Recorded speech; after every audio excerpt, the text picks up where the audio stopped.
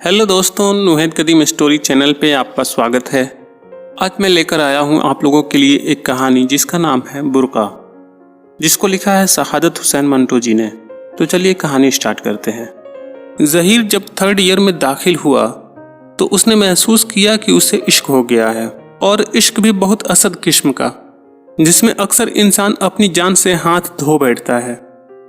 वो कॉलेज से खुश खुश वापस आया कि 3rd ईयर में उसका पहला दिन था।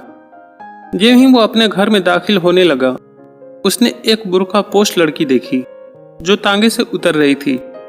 उसने तांगे में से उतरती हुई हजार लड़कियां देखीं, मगर वो लड़की जिसके हाथ में चंद किताबें थीं, सीधी उसके दिल में उतर गई। लड़की ने तांगे वाले को किराया अदा किया और ज़हीर के साथ वाले मकान में चली गई। ज़हीर ने सोचना शुरू कर दिया कि इतनी देर वो उसकी मौजूदगी से गाफिल कैसे रहा। असल में ज़हीर आवारा मनीष नौजवान नहीं था, उसको सिर्फ अपनी ताश से दिलचस्पी थी। सुबह उठे, कॉलेज गए, लेक्चर सुने, घर वापस आए, खाना खाया, थोड़ी देर आराम किया और आमुख्ता दोहराने में मसरूफ हो गए। यूं तो कॉलेज में कई लड़कियां थीं उसकी हमजमात, मगर ज़हीर ने कभी उनसे बातचीत नहीं की थी। ये नहीं कि वो बड़ा रूखा फीका इंसान था, असल में वो हर वक्त अपनी पढ़ाई में मशगूल रहता था। अगर उस रोज जब उसने उस लड़की को तांगे से उतरते देखा तो वो पॉलिटिकल साइंस का ताज़ा सबक बिल्कुल भूल गया।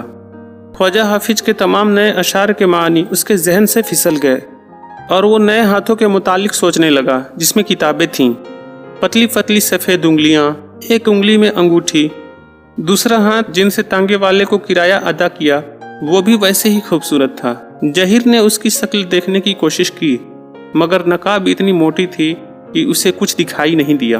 लड़की तेज तेज कदम उठाती उसके साथ वाले मकान में दाखिल हो गई और ज़हीर खड़ा देर तक सोचता रहा कि इतना कम फासला होने के बावजूद वो क्यों उसकी मौजूदगी से गाफिल रहा। अपने घर में जाकर उसने पहला सवाल अपनी माँ से ये किया, हमारे पड़ोस में कौन रहते हैं?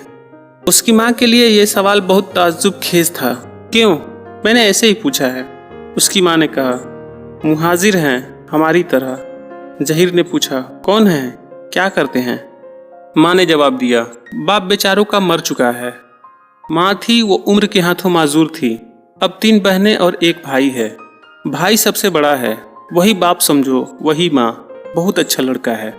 उसने अपनी शादी इसलिए भी नहीं की कि इतना बोझ उसके कंधों पर है। ज़हीर को 3 बहनों के बोझ से कोई दिलचस्पी नहीं थी जो उसके इकलौते भाई के कंधों पर था। वो सिर्फ उस लड़की के बारे में जानना चाहता था जो हाथ में किताबें लिए साथ वाले घर में दाखिल हुई थी। ये तो जाहिर था कि वो उन तीनों बहनों में से एक थी। खाने से फारिग होकर वो पंखे से नीचे लेट गया। उसकी आदत थी कि वो गर्मियों में खाने के बाद 1 घंटे तक जरूर सोया करता था, मगर उस रोज उसे नींद न आई। वो उस लड़की के मुतालिक सोचता रहा जो उसके पड़ोस में रहती थी। कई दिन गुजर गए, मगर उनकी मुठभेड़ न हुई। कॉलेज से आकर उसने सैकड़ों मर्तबा कोठे पर घंटों धूप में खड़े रहकर उसकी आमद का इंतजार किया, मगर वो न आई। ज़हीर मायूस हो गया। वो बहुत जल्द मायूस हो जाने वाला आदमी था। उसने सोचा कि ये सब बेकार है, मगर इश्क कहता था कि ये बेकारी ही सबसे बड़ी चीज है। इश्क में सबसे पहले आशिक को इस चीज से वास्ता पड़ता है, जो घबराया वो गया। चुनांचे ज़हीर ने अपने दिल में अहद कर लिया कि पहाड़ भी टूट पड़े तो वो घबराएगा नहीं, अपने इश्क में साबित कदम रहेगा। बहुत दिनों के बाद जब वो साइकिल पर कॉलेज से वापस आ रहा था, उसने अपने आगे एक तांगे देखा जिसमें एक बुर्कापोश लड़की बैठी थी। उसका कियास बिल्कुल दुरुस्त निकला, क्योंकि ये वही लड़की थी। तांगा रुका, ज़हीर साइकिल पर से उतर पड़ा। लड़की के एक हाथ में किताबें थीं, दूसरे हाथ से उसने तांगे वाले को किराया अदा किया और चल पड़ी। मगर तांगे वाला पुकारा, ए बेबी जी, ये क्या दिया तुमने? उसके लहजे में बदतमीजी थी। लड़की रुकी। पलटकर उसने तांगे वाले को अपनी बुर्के की नकाब में से देखा। क्यों, क्या बात है? तांगे वाला नीचे उतर आया और हथेली पर अठन्नी दिखाकर कहने लगा, ये 8 आने नहीं चलेंगे। लड़की ने महीन लर्जा आवाज में कहा, मैं हमेशा 8 आने ही दिया करती हूँ। तांगे वाला बड़ा वाहियात किस्म का आदमी था। बोला, वो आपसे रियासत करते होंगे। ये सुनकर ज़हीर को तैश आ गया। साइकिल छोड़कर आगे बढ़ा। आओ देखा ना ताओ, एक मुक्का तांगे वाले के थोड़ी के नीचे जमा दिया।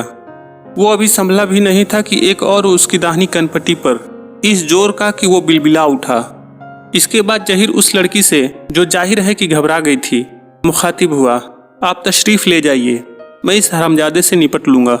लड़की ने कुछ कहना चाहा, शायद शुक्रिया के अल्फाज थे जो उसकी जबान की नोक पर आकर वापस चले गए। वो चली गई। 10 कदम ही तो थे, मगर जहीर को पूरे 20 मिनट इस तांगे वाले से निपटने में लगे। वो बड़ा ही लीचड़ किस्म का तांगे वाला था। जहीर बहुत खुश था कि उसने अपनी महबूबा के सामने बड़ी बहादुरी का मुजाहरा किया है। उसने तांगे वाले को खूब पीटा था और उसने ये भी देखा था कि वो बुर्का पोश लड़की अपने घर से चीख लगी खिड़की के पीछे से उसको देख रही है। ये देखकर उस जहीर ने 2 घूंसे और उस कोचवान की थोड़ी के नीचे जमा दिए। इसके बाद जहीर सर से पैर तक उस बुर्का पोश की मोहब्बत में गिरफ्तार हो गया। उसने अपने वालिदा से मजीद इस्तफसार किया तो उसे मालूम हुआ कि उस लड़की का नाम यास्मीन है। 3 बहनें हैं, बाप इनका मर चुका है, माँ जिंदा है, मामूली सी जायदाद है जिसके किराए पर इन सब का गुजारा हो रहा है। जहीर को अब अपने मासूका का नाम मालूम हो चुका था।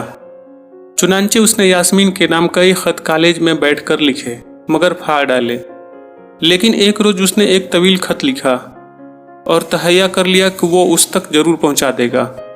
बहुत दिनों के बाद जबकि जहीर साइकिल पर कॉलेज से वापस आ रहा था, उसने यास्मीन को तांगे में देखा। वो उतर कर जा रही थी। लपक कर वो आगे बढ़ा, जेब से एक खत निकाला और हिम्मत और जुर्रत से काम लेकर उसने कागज उसकी तरफ बढ़ा दिए। ये आपके कुछ कागजात तांगे में रह गए थे। यास्मीन ने वो कागजात ले लिए, नकाब का कपड़ा सरकाया, शुक्रिया, ये कहकर वो चली गई। जहीर ने इत्मीनान का सांस लिया, लेकिन उसका दिल धक धक कर रहा था, इसलिए कि उसे मालूम नहीं था कि उसके खत का क्या हश्र होने वाला है। वो अभी इस हश्र के मुतालिक सोच ही रहा था कि एक और तांगा उसकी साइकिल के पास रुका। उसमें से एक बुर्कापोश लड़की उतरी। उसने तांगे वाले को किराया अदा किया। यह हाथ जिससे किराया अदा किया था वैसा ही था जैसा उस लड़की का था जिसको पहली मर्तबा जहीर ने देखा था। किराया अदा करने के बाद ये लड़की उस मकान में चली गई। जहीर सोचता रह गया, लेकिन उसको मालूम था कि 3 बहनें हैं। हो सकता है कि ये लड़की यास्मीन की छोटी बहन हो।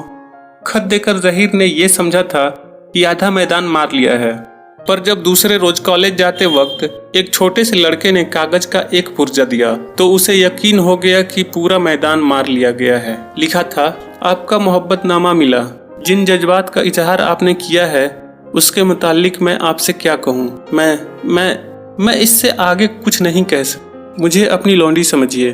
ये रुक्का पढ़कर जहीर की बातें खिल गईं। कॉलेज में कोई पीरियड अटेंड नहीं किया, बस सारा वक्त बाग में घूमता और उस रुक्के को पढ़ता रहा। तीसरी रोज आखिरकार वो जाहिर को तांगे में नजर आई।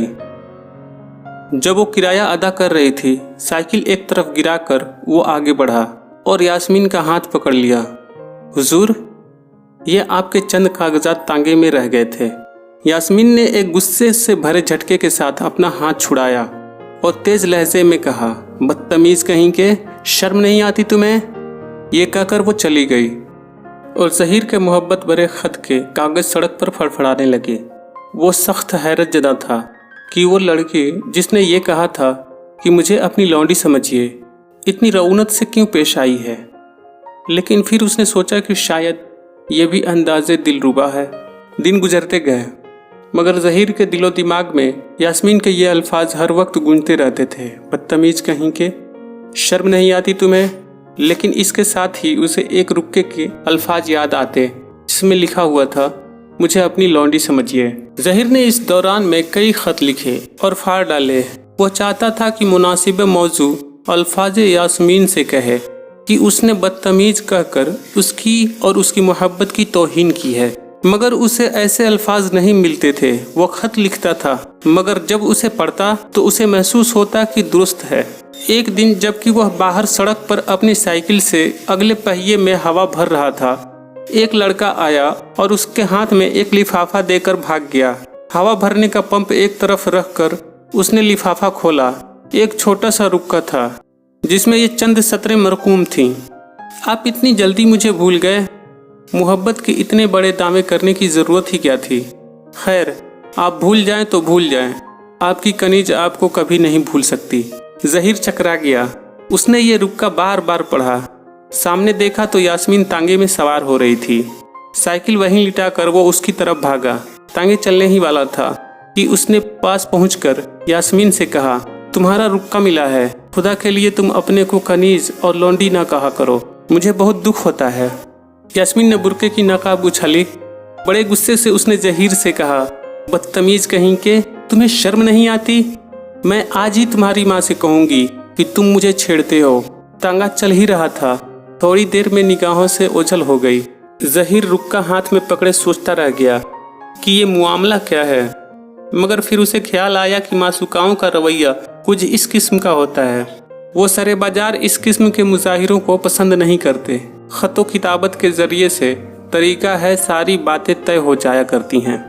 चुनांचे उसने दूसरे रोज एक तवीज़ खत लिखा और जब वो कॉलेज से वापस आ रहा था, तांगे में यास्मीन को देखा। वो उतर कर किराया अदा कर चुकी थी और घर की जानिब जा रही थी। खत उसके हाथ में दे दिया। उसने कोई एहतिजाज न किया। एक नज़र उसने अपने बुरके की नकाब में से जहीर की तरफ देखा और चली गई। जहीर ने महसूस किया था कि वो अपनी नकाब के अंदर मुस्कुरा रही थी और ये बड़ी हौसला अफजा बात थी। चुनांचे दूसरे रोज सुबह जब वो साइकिल निकाल कर कॉलेज जाने की तैयारी कर रहा था, उसने यास्मीन को देखा। शायद वो तांगे वाले का इंतजार कर रही थी। दाहिने हाथ में किताबें पकड़े थी, बायां हाथ झूम रहा था। मैदान खाली था, यानी उस वक्त बाजार में कोई आमदो रफ्त न थी।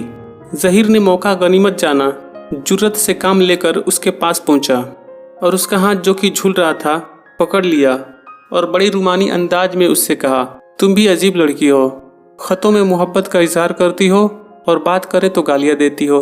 जहीर ने बमुश्किल ये अल्फाज खत्म किए होंगे कि यास्मीन अपनी सैंडल उतार कर उसके सर पर धड़ाधड़ मारना शुरू कर दी। जहीर बौखला गया। यास्मीन ने उसको बेशुमार गालियां दी, मगर वो बौखलाहट के बाइस सुन न सका। इस ख्याल से कि कोई देख न ले, वो फौरन अपने घर की तरफ पलटा कि तांगा आया। यास्मीन उसमें बैठी और चली गई। जहीर ने इत्मीनान का सांस लिया। इतने में एक और बुर्कापोश लड़की नमूदार हुई, उसी घर में से जिसमें से यास्मीन निकली थी। उसने जहीर की तरफ देखा और उसको हाथ से इशारा किया। जब लड़की ने देखा कि जहीर ने उसका इशारा नहीं समझा, तो वो उससे करीब होकर गुजरी और एक रुक्का गिरा कर चली गई। जहीर ने कागज का वो रुक्का उठाया। उस पर लिखा था, तुम कब तक मुझे यूं ही बेवकूफ़ बनाते रहोगे? तुम्हारी माँ मेरी माँ से क्यों नहीं मिलती? आज प्लाजा सिनेमा पर मिलो, पहला शो 3 बजे। परवीन। आपको मेरी कहानी कैसी लगी कमेंट करके बताएं। आपके एक लाइक, शेयर और सब्सक्राइब से कुछ नहीं जाता, पर मेरा बहुत भला हो सकता है। शुक्रिया।